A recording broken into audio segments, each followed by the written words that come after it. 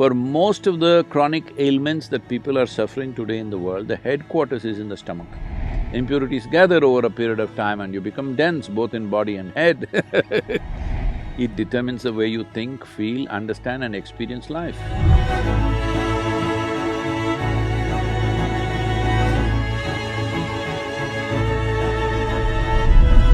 I'm curious actually, your perception on water fasting or fasting and taking prolonged periods of time. She went to food directly. Okay, fasting, not food, good. It's the opposite of food. It's time away from food and the benefits, if you believe there are any benefits from allowing ourselves to take a reset and to renegotiate our relationship with food. See, this happened in Los Angeles. A cardiac surgeon drove his… he was little fascinated with his Ford Mustang. That was his car and he was little excited about it and one day it started coughing a little bit. So he took it to the local mechanic and said, some problem, please fix it. He said, yeah, doc, come tomorrow morning, it'll be ready. The doctor, before going to work tomorrow morning, he went there, but it was not ready. So he said, okay, come in the evening, it'll be ready. He came in the evening, it was not ready. He said, what's the matter? You said morning, I came. He said, evening, I came, what is the issue? And the mechanic was in that kind of mood, he said, see, you're a heart surgeon, you also fix engines, I also fix engines. How come you're paid 10 times more than me?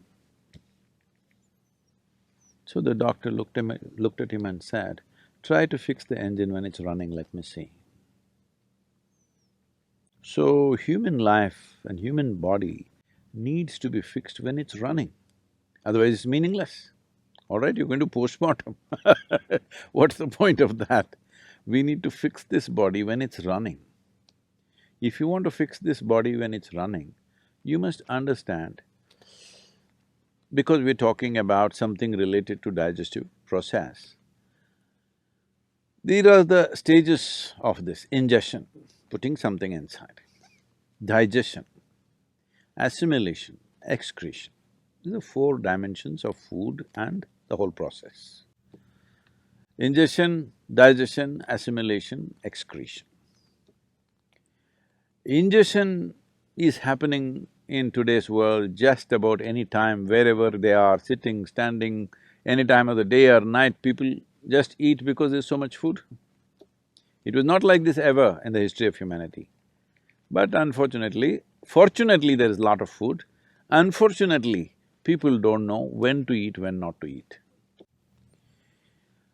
As there are cycles in time, see, we know time only by cycles. If the planet spins one like this, one spin, we say it's a day. Otherwise you wouldn't know. If the moon goes around, we say 1 month. If we go around the sun, then we say 1 year. So our idea of time is essentially cycles. Our birth and death is also a question of cycles. Only because our mothers' bodies were in sync with the cycles of the moon, we are even born, otherwise we wouldn't be born. So our whole physical existence is cyclical. The entire spiritual process, we could go into that if you wish, essentially is significant because it's not cyclical. Because cyclical means you're going in circles. If I say you're going in circles, what does it imply? You're in a loop. You're not getting anywhere. Yeah. Usually if I leave you in desert where here there are some mountains, if there are no features, it's just sand, then people end up going in circles. That means you're not getting anywhere, that means you're lost. So the moment you are completely identified with your body and your psychological structure, you will start going in cycles. So in India, it's… in the yogic culture, it's very, very clear, this is called as samsara, that means cyclical life.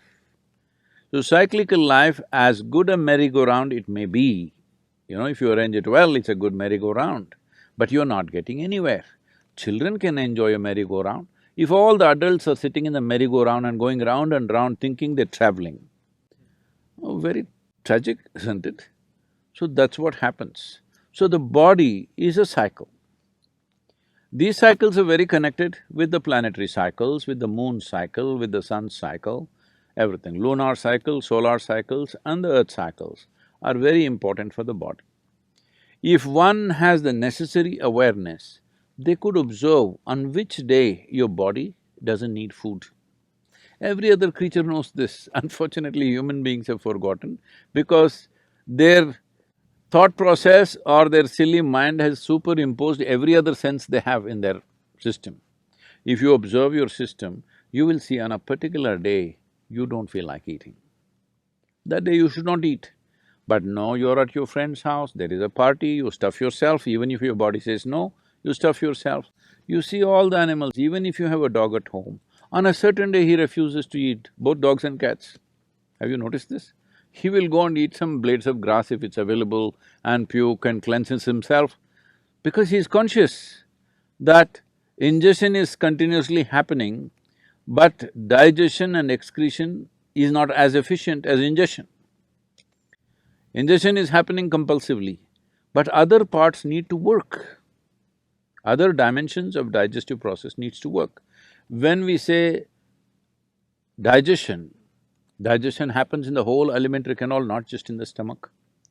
And assimilation also happens across the entire alimentary canal.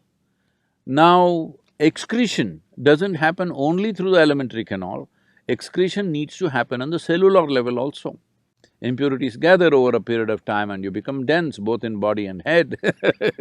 If you don't cleanse yourself, then it'll pile up over a period of time. We call this karma, because when it piles up, it determines the way you think, feel, understand and experience life. People may not realize this, but they will think, this is how I am, this is my nature. This is not your nature, this is the way you messed yourself, all right? So this cleansing process, one important thing is to give a break for ingestion. Because other systems are largely involuntarily, you can stimulate them, but they're involuntary, they're functioning. Ingestion is a voluntary process, though unfortunately for most people it's become compulsive. It should be a voluntary process, that is, I eat when I want to eat. When I decide I want to eat, I will eat. My hand doesn't decide when to eat. If there's anything, people are doing this all the time. I relate. I think if we leave a bunch of good chocolates around you, your hand will eat, not you. So ingestion should be a conscious process. To bring this consciousness, there are many methods. One is fasting. Simply denying yourself food and water could cause damage to the system. You must support it with the necessary practices. If you have the necessary practices, the need for food will come down. See, our energies are not coming only from the food that we eat. The sunlight, the air, the water, actually, if you… in the yogic sciences, we say, if you really keep your system well, 60 to 70% of your energy should come from these three factors: sunlight, air, water. Another 40% should come from the food that you eat. So naturally, amount of volume of food that you eat will compress. I must tell you about myself. When I was young, I'm a big eater. I never became big because my activity was immense. But today what I eat is actually 1/10 or less than 1/10 of what I used to eat at that time. From the age of 19 till now, I'm still the same weight, what I was at 19. Only thing is, at that time, all the weight was on my shoulders. Now because of this gravity continuously working on me, kind of pulled it down a little bit. But I kept myself up. So fasting as a process must be done with necessary understanding. If people don't have that awareness, in India we fixed the 11th day of the moon cycle, you must fast. If you're not able to fast, you go on something very light, it's called palhar. That means you go on fruit diet. Because fruit is a substance which is over 90% water, and you must eat water, not drink water. This is the yogic science. As far as possible, you eat water. You always be conscious about the food that you're eating, what is the water content. Like a South Indian meal, if you eat, a cooked meal I'm talking about, if you eat, very easily 60–70% water. In fact, more. In some of the foods, it's much more. But now the food that you're eating here, you're eating bread, which was baked a month ago probably. Is that minimum? Even in so-called organic shops, it's at least a month or at least a week. Nobody is going and getting fresh bread and come, and anyway, the way the bread is baked, it doesn't have water in it, very, very little water. So of course you're compensating that with a bucket of Coca-Cola or something like that. Right? Yeah. I said a bucket, A not bucket is a good amount of Coca-Cola. It's this big. Yeah. But that doesn't work like that. If you drink any liquid along with your food, the acids that are necessary for digestive process will get diluted, your whole digestive process gets inefficient. Because food when it goes in, if it contains water, it assists. But if you put any liquid on top of it, you will see the food will remain in the stomach bag for too long. We are very concerned about this always in the yogic culture and life, that we don't want food to remain in our stomach bag for more than 2.5 hours maximum. In 2.5 hours' time, it doesn't matter what I've eaten, how much I've eaten, it must go into other parts. If it remains there, it makes you dull. It makes you lose your sense of perception. The level of perception, the keenness of perception is lost, which you notice if you eat food without Coke or coffee or tea or anything, you feel dull. It kind of pulls you down. Whole lot of people have developed a culture around it, after lunch they have to sleep. It's like you went to the gas station, you fueled up, then you can't start the engine because there is gas in the tank. So that's what it means. So, to ensure that digestive system is in full process, because for most of the chronic ailments that people are suffering today in the world, the headquarters is in the stomach. Yes.